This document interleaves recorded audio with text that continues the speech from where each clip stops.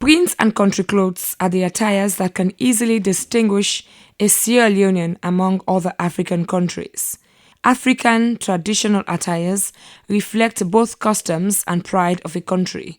Traditional outfit is the status of individual within any ethnicity or community. Such outfits to a large extent creates the platform to connect to their roots.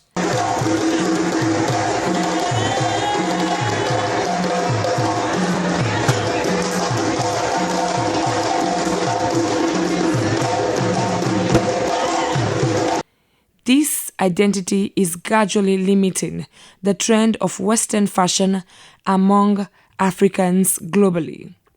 Ghanaians are known for kente, Guineans are known for lepi, Nigerians are known for ashoke, while Sierra Leoneans are known for to country clothes and prints. Country clothes are handmade weave attire made with thread to create beautiful masterpiece that represents the culture of Sierra Leone. Today and now quite different. Now people need them. The white and the black man they need them more. The citizen for freedom they need them. Sierra Leone they need them. White man they said they need them. These are from my hometown, Kalan district. Now the origin Jari Fulu, Jari Chiefdom. Now they this their origin.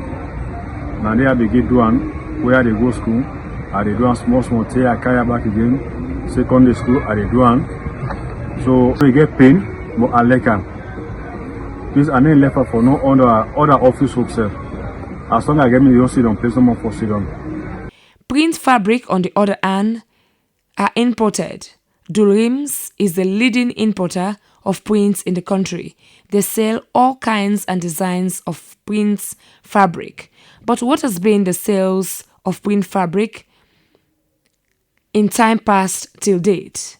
Mr. Karim is the owner of Dulrims Enterprise. We create them, we continue them, all man they use print now.